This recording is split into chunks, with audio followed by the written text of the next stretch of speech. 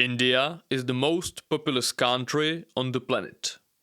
In recent years, it has surpassed China and taken this symbolically significant position as the world's most populous nation for itself.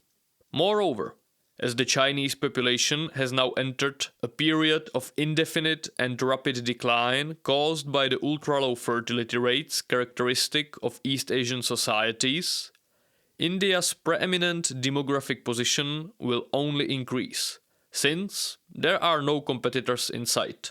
Over 17% of the world population reside in India, and a similar proportion of live births currently come from India as well. So, the Indian demographic weight is most likely not about to significantly diminish anytime soon. Children growing up now will live their whole lives in a world where India will be the most populous country on earth. Moreover, this is not a new development, but merely a return to the traditional demographic order of things. The Indian subcontinent has been one of the most important population centers on the planet for thousands of years. Indeed, according to most estimates of the past population, it has often been the most important population center of the planet for most of human history, at least ever since modern humans expanded across Eurasia 50,000 years ago. In historical terms, China has snatched the position of the most populous region relatively recently, in the past couple of centuries. For the long millennia before that, it is usually estimated that India has been the most populous region. If we were to consider the whole Indian subcontinent, including Pakistan and Bangladesh, it has been more populous than China for several decades already. This demographic weight alone ensures that India will be one of the crucial countries shaping world politics throughout this century. Moreover, the Indian diaspora is already the largest in the world, with tens of millions of Indians living abroad, most notably in the countries of the Anglosphere, but also in the Persian Gulf. The recent controversy regarding legal Indian immigration into the United States showcases that the Indian penetration of Western economic and political classes certainly won't be without its controversies. People have requested a video on India for a very long time, but I have always been a bit hesitant due to the immense complexity of everything Indian, including its demographics. But the time has come.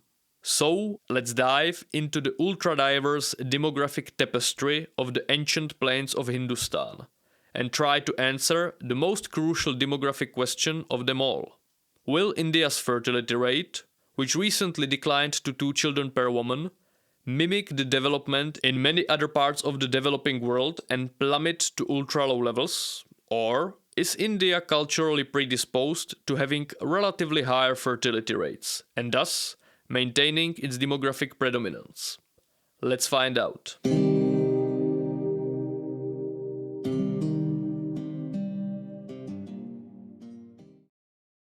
The historical roots of Indian civilization are commonly understood to start with the ancient and mysterious Indus Valley civilization, which, nevertheless, lied mostly on the territory of contemporary Pakistan.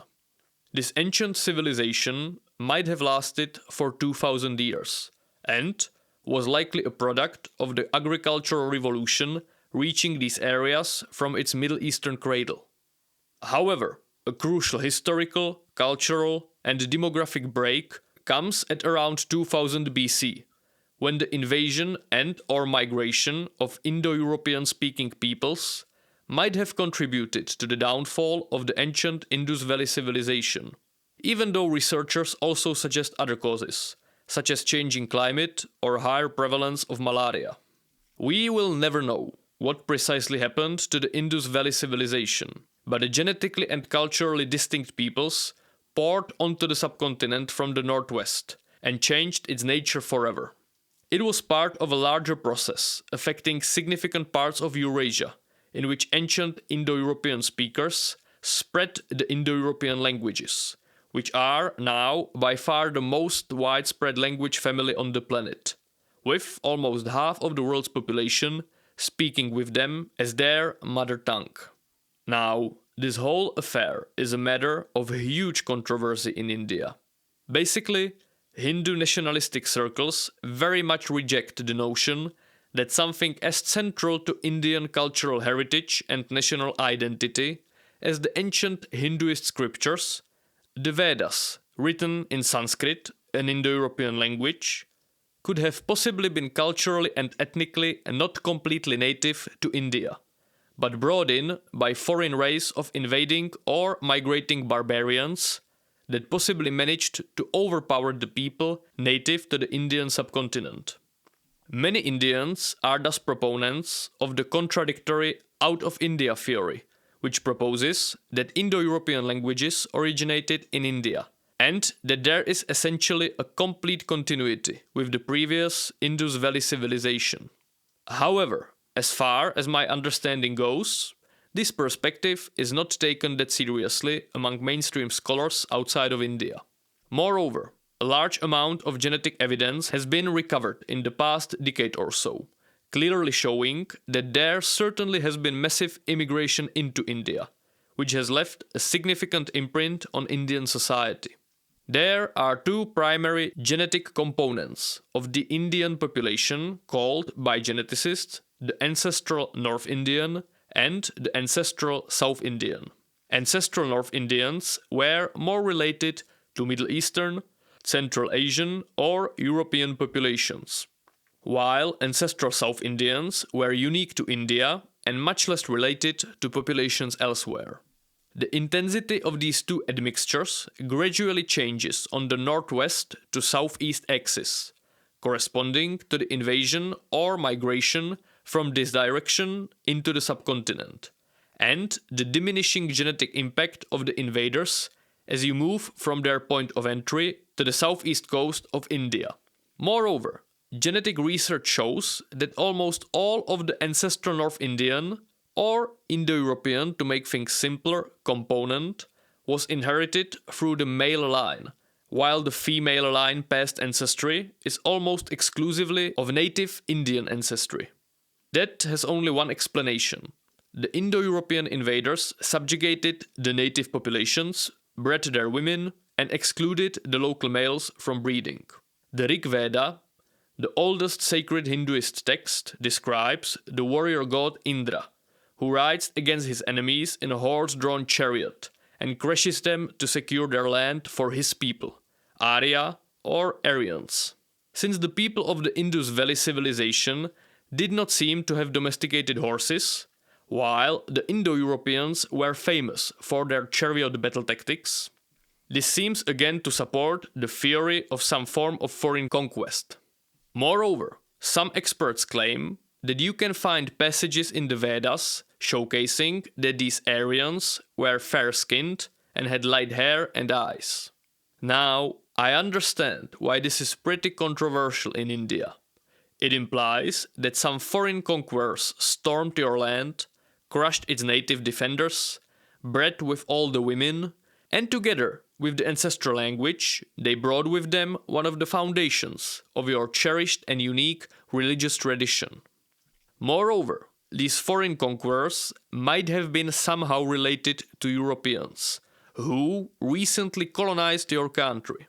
Now, this is all obviously highly interconnected with the fact that ancient Indo-Europeans, or Aryans, have been for a long time subjected to mythological adoration by right-wing Europeans, who see them as a sort of based ancestral white Übermensch who conquered everything, and everyone wants them to be their ancestors. When the British colonized India, they also justified their rule by the fact that the ancient Aryans were allegedly close to Europeans. I will get back to this topic at the end of this chapter. Now, the reason why I am talking about this is because India's genetic north-south divide corresponds with several other pervasive divisions of India. The most obvious one is that of language. While various Indo-European languages are used in the northern half of India, languages of the Dravidian language family are prevalent in the southern half of the subcontinent. Moreover, India's northern and southern halves have different historical family types, and demographic characteristics. Now, it is important to note that India is a country of immense and absolute diversity and plurality. It is like a universe of its own. Countless religious, ethnic, language, tribal, caste, or other groups have coexisted in India for many millennia. And every claim made about India always includes a considerable amount of generalization. However, the French anthropologist Emmanuel Todt distinguished two historically prevalent family types in India. One prevalent in the north and the other in the south, once again broadly corresponding to the overall aforementioned divisions of India. In the northern half, an exogamous clan family type similar to that of China, Vietnam, Russia, or large parts of Eastern Europe prevails, where all the sons and their families live together under their father's authority. All the brothers inherit equally, and cousin marriages are not practiced. Now, one of the most striking features of this family system is the remarkably low position of women, the lowest out of any other large family type. North India traditionally experienced some of the most skewed male-to-female ratios at birth in the world, even worse than China, due to the culturally ingrained preference for male offspring, leading to widespread infanticide. The age of marriage in the north of India has been traditionally extremely low, especially for women. In 1960, the median age of marriage for women in northern India was 13 years, even though it is possible that the statistic was skewed by the fact that wedding ceremonies often took place years before the actual cohabitation started. In contrast, South India historically contained a unique family system, not really to be found in other parts of the world, the so-called asymmetrical community family.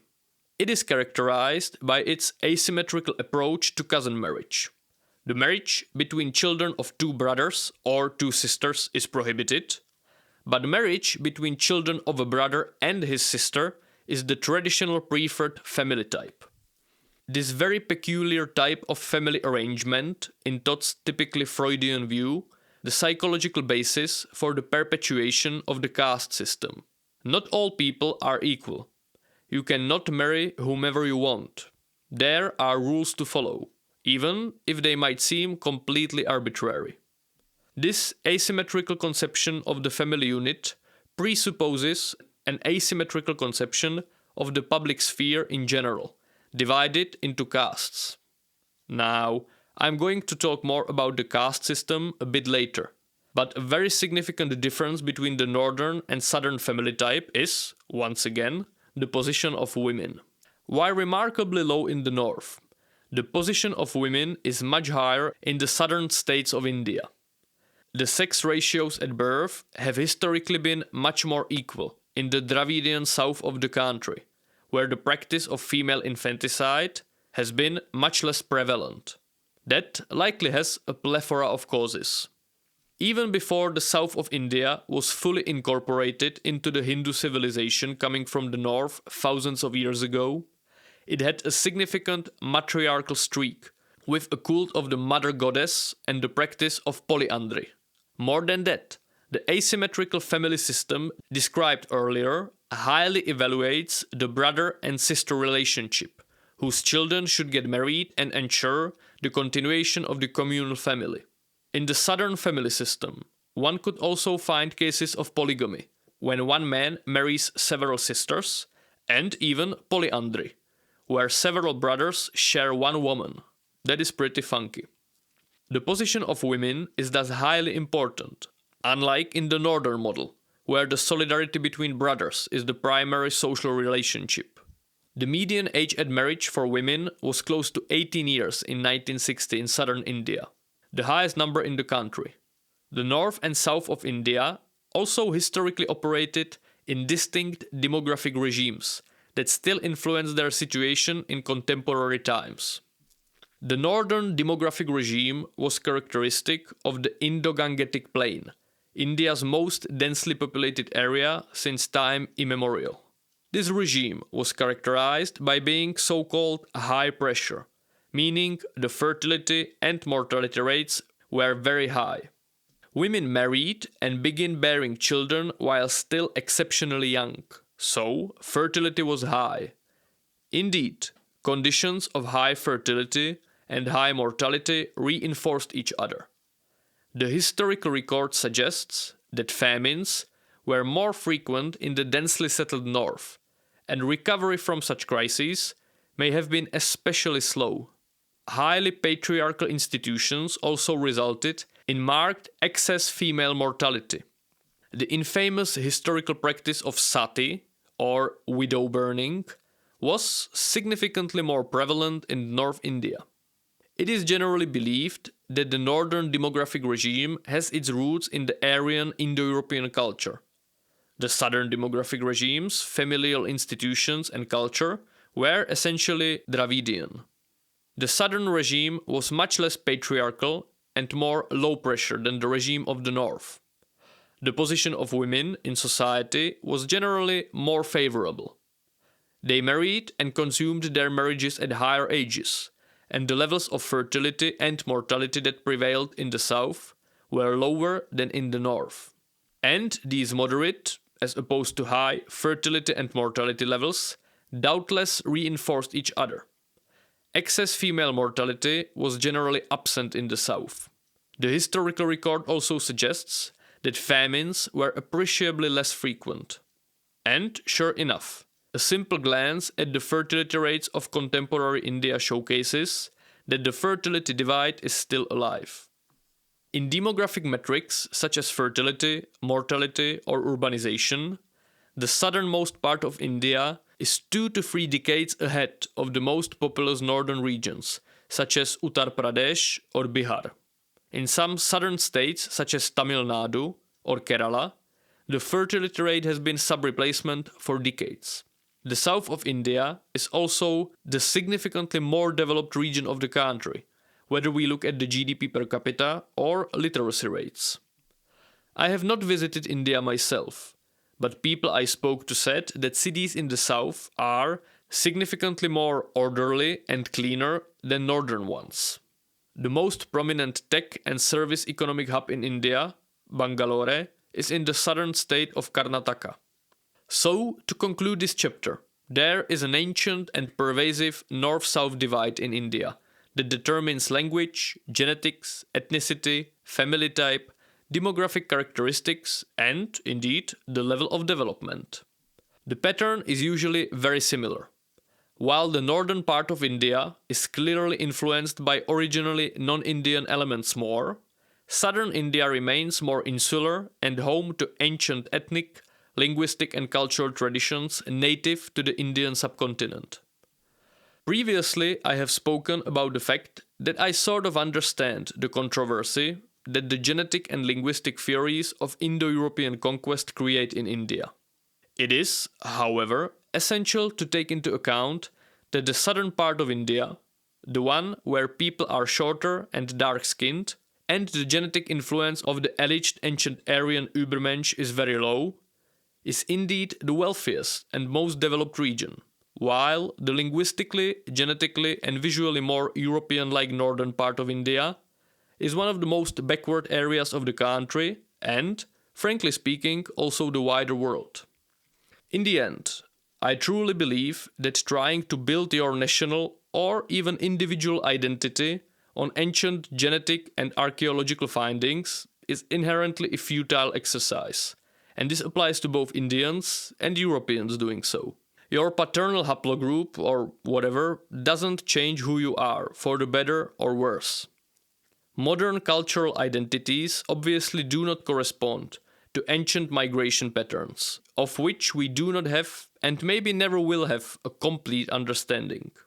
Even if, thousands of years ago, there might have been an influx of Indo-European speakers to India that altered the cultural and ethnic development of the subcontinent, it does not change the fact that the Vedas and the whole cosmos of Hinduism are thoroughly Indian.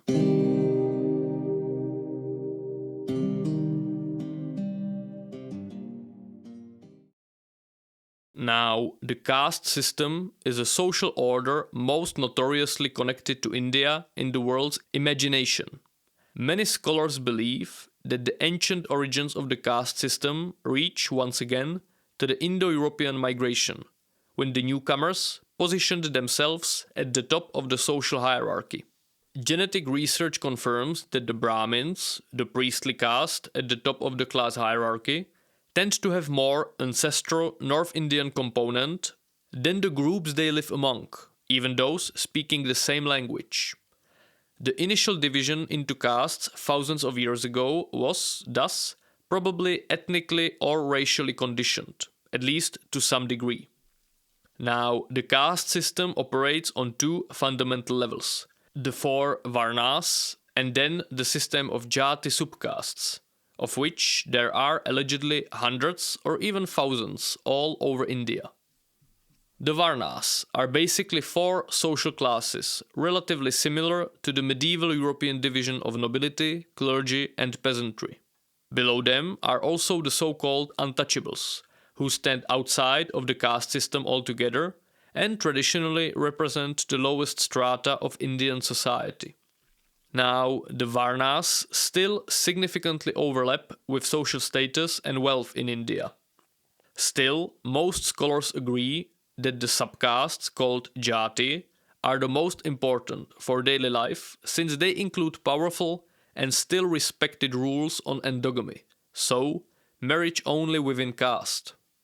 Jati is a term traditionally used to describe a cohesive group of people, like a tribe, community, clan, subclan, or religious sect. Each jati typically has an association with an occupation, geography, or tribe. Different intra-religious beliefs or linguistic groupings may also define some jatis. So, it is a rather broad and not easily definable entity, which nevertheless proved incredibly resilient throughout history. Genetic research showed that between members of different jatis living next to each other in one village, there can be genetic differences 2 to 3 times larger than between southern and northern Europeans, such as Spaniards and Norwegians, which is absolutely incredible. The reason for this is that many of these subcastes originate in population bottlenecks that are sometimes 2 to 3,000 years old. So, some small groups of people, likely often of tribal origin, kept strict endogamy rules and did not marry out of the group for thousands of years. That is wild. India is genetically composed of hundreds and thousands of mini-nations living next to each other. Now, another of the never-ending paradoxes of India is that the caste system is followed much more rigidly in the south of the country than in the north. That is paradoxical, because in the south there are very few Brahmins, which constitute only about 3% of the population in the southernmost states, while often up to 10 in the northern states. And the skin color differences between castes are much less pronounced in the south than in the north of India. In the north, where more of the population is situated at the top of the caste hierarchy, it is upheld significantly less than in the south, where the dogma of endogamy and the rules of contact with untouchables are more dogmatically upheld. Some, such as Emmanuel Todd, ascribe this to the family system prevalent in southern India. Others to the fact that due to the smaller skin color differences between castes in the south, the southern Brahmins have always been a bit insecure about their privileges. Now, the incredibly elaborate caste system of India is one of the reasons why India has, by far, the longest constitution in the world. It laid out a schedule of 1,109 castes and 775 aboriginal tribes eligible for quotas, securing them a quarter of the seats in India's parliament and granting them a quarter of government jobs. Christopher Caldwell pointedly claims that Hindus who were neither tribal nor religious minorities and belonged to one of the middling castes felt like white heterosexual males in the 21st century United States. The constitution was a bag filled with goodies for everyone but them. For a long time after the Indian independence, the Indian National Congress was the party dominating the politics of India, and it was a party dedicated to the usage of affirmative action as a way to keep the massive, ultra-diverse colossus of India running with some amount of cohesion. One could successfully argue that such a level of diversity needs an elaborate system of political mechanisms to somehow function. For example, an Indian Muslim has the liberty to practice polygamy, while an Indian Hindu does not. While 80% of the population are Hindus, the hard-to-comprehend Indian population numbers mean that the 14% of Muslims, or over 200 million people, still constitute the third largest Muslim population on the planet, after Indonesia and Pakistan. And the seemingly meager 2.3% of India's population that is Christian, 1.7% that is Sikh, or 0.7% that is Buddhist, still translates to tens of millions of people. On top of the ethnic, religious and language diversity comes the incredibly elaborate caste system that, nevertheless, intersects with the aforementioned categories as well. The currently ruling BJP party of Prime Minister Narendra Modi is often seen as the party of disgruntled middle and upper castes of Indian society. But this does not seem to be the case. Almost 2/3 of the BJP members in the parliament's lower house belong to the lowest castes and tribes, including the one from which Modi originally came. Many conservative Hindus consider castes to be one of the fundamental etalons of Indian national identity and culture. But there was always a danger of mass conversions of Hinduists from the lowest castes to other religions, most notably Islam, that represented a way of escaping the unfavorable low position within the caste system. In Punjab, in the first half of the 20th century, the Hindu share of the population dropped from 44% of the population to 29% due to conversions to Islam, Sikhism and Christianity. Most Muslims in India are not descendants of Muslim invaders, but of converts from the times of the Mughal Empire. The BJP politicians know that if they want to rally the Hindu voters behind them to diminish the constitutionally anchored rights of Muslims, they have to include the lower castes in their coalition and not alienate them. Otherwise, the Hindu system would face the danger of hollowing out of its demographic potential by conversions. In the end, many Hindu nationalists still claim that the constitution does not grant the right to conversion, and 9 states have anti-conversion laws.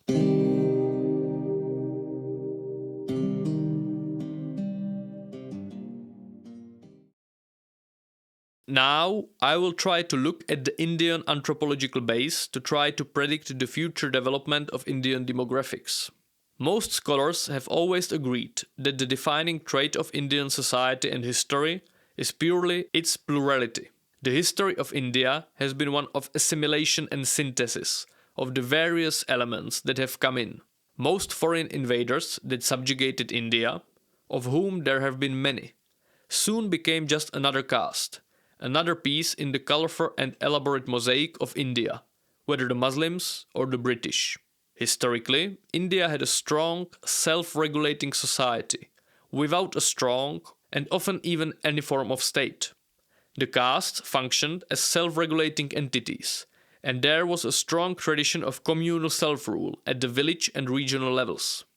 Hinduism is a religion that is very hard to comprehend to a Western mind molded by Christianity and Enlightenment. In many aspects, it is essentially a polytheistic religion of incredible broadness. So everything I will say about it is, once again, a certain kind of generalization. Amaury de Riencourt characterizes the Indian soul as being essentially attached to the idea of spiritually overcoming the earthly, pleasures and pains and everything else alike, and reaching a state of pure consciousness, apart from space and time. Indians traditionally lacked the linear understanding of history common to most other civilizations. Instead, they perceived time in cyclical, endlessly repeating cycles. The life of a person and the ages of the world alike.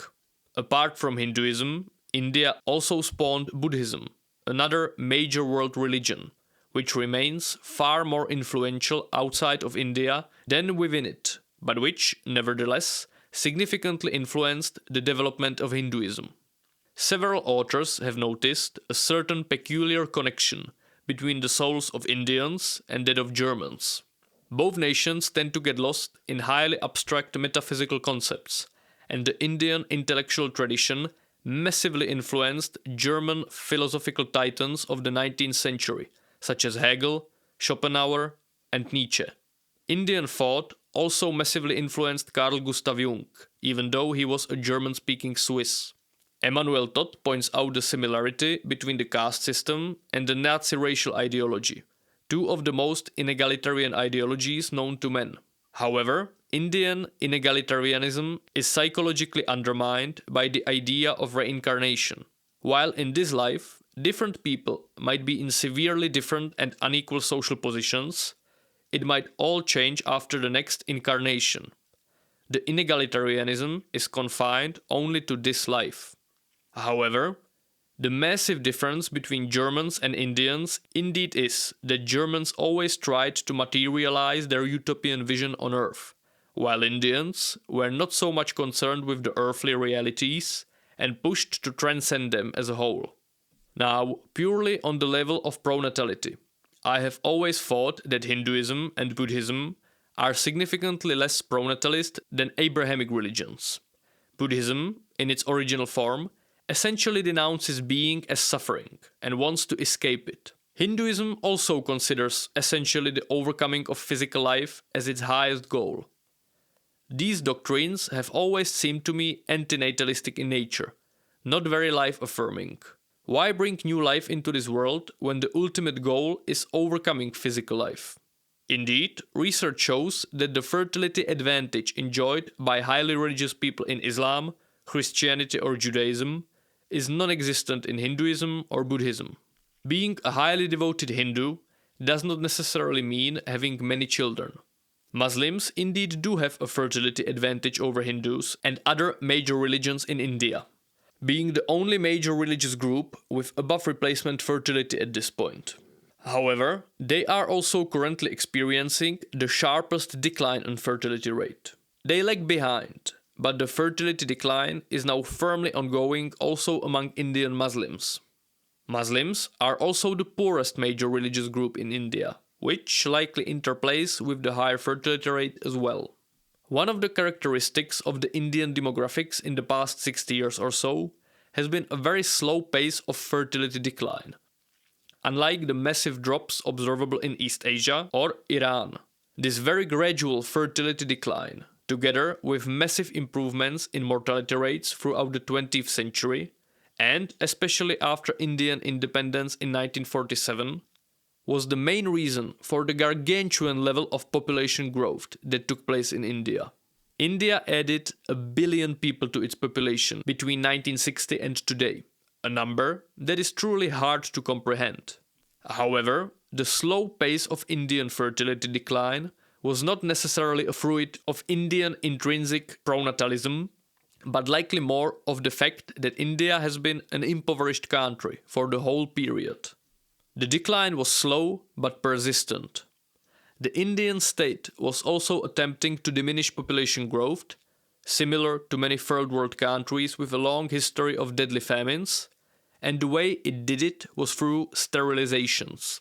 Sterilization centers were operating at railway stations where traveling men could get vasectomies if they wanted to. Now, there were also significant scandals connected to these efforts. Many people died during botched sterilizations, and there were also accusations of eugenics, primarily targeting the poor and underprivileged for sterilizations. However, sterilization remained the most prevalent means of contraception in India. And as the time proceeded, female sterilization became dominant. It created a unique family pattern, especially in southern India, where women would get married at a fairly young age, usually in their late teens. They usually have 2 children and get sterilized at around 25 years. That seems to me once again to point to a not very pronatalist outlook. Now, if one were to try to estimate how the fertility rate of the Hindu majority will evolve, we can look at the fertility rate of the Indian diaspora. Once again, it is not an optimistic outlook. The Indian diaspora does not belong to high fertility groups, especially among second or third generation immigrants. In Singapore, their fertility rate is 1 child per woman. Sri Lanka, a country that is culturally as well as ethnically very close to India, has a very low fertility rate for its income levels. India was traditionally a society where cultural norms highly regulated family life. Marriages were arranged at an early age by families, and the choice of a partner was also highly restricted by caste rules. The sexual market was highly regulated. As these traditions are slowly but inevitably chipped away by the unstoppable tide of modernity, the fertility rate will suffer. When researching this video, I thought there would be significant fertility differences between different castes in India. I was playing with the idea that if one of the main leitmotifs of Indian history is its deep plurality, then this will surely translate also into a substantial plurality of reproductive behavior based on caste differences.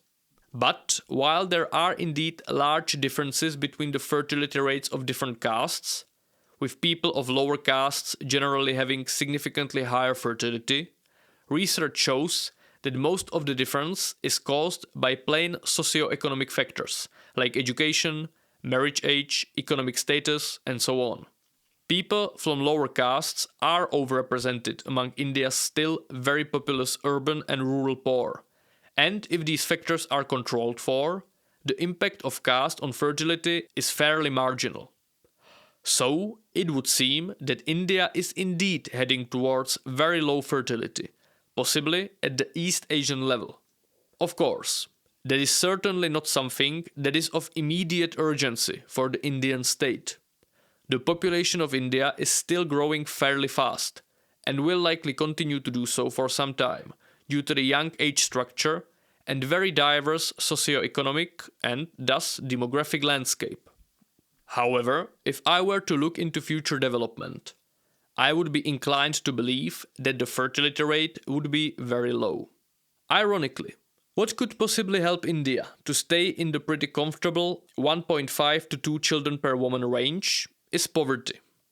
That might sound rather strange, but let me elaborate. Now, even though there certainly is a non-negligible level of economic growth and overall development in India that positively affects the lives of hundreds of millions of people, India remains a very poor country. About a quarter of its population is illiterate, and over 60% probably reside in rural areas. I do not think India will experience any Chinese-like level of massive development that would transform it into essentially a modern middle-class society. The Indian anthropological material is too different. The introverted tendency to neglect the earthly and focus on the transcendent, as well as the lack of historical consciousness given by the cyclical perception of time, more varied and challenging climate conditions, and profound lack of ethnic and cultural homogeneity all distinguish India from China. India's way of economic development has often been described as highly specific since, unlike most countries, India skipped over the phase of massive industrialization and manufacturing and went straight for services and digital economy. Maybe that is also due to the influence of the intrinsic need to transcend the material, the industry, and go for the higher immaterial spheres, such as the digital economy. But that is just a wacky idea of mine. However, it might very well be revealed that having a significant reservoir of relatively backward rural populations with higher fertility to replenish the inherently demographically deficient megacities might be one of the ways to avoid complete demographic breakdown in the future. The inherent Indian troubles with development might theoretically be one of its advantages, at least in demographic terms. India has always been able to effortlessly syncretize seemingly opposite concepts throughout its history. It proved to be utterly unable to resist many foreign invasions due to its pacifistic and inward-looking nature. But it also managed to survive all the foreign occupations, which sometimes lasted for centuries, without fundamentally changing its cultural core. While Muslims or the British overpowered Indians, the Hindu civilization was here thousands of years before Britain or Islam was a thing, and might very well be there for thousands of years after they were gone in the whirlwinds of history. India produced one of the most accomplished and influential religious and intellectual traditions in the history of the world, while often being submerged in abhorrent poverty and cruel superstitions. Having one of the largest highly educated middle classes in the world, while also having one of the largest populations living in extreme poverty, seems to be just another in the long series of union of opposites. If you enjoyed this video, please like and subscribe, or consider supporting me on my Patreon or on my Buy Me a Coffee. Thank you very much.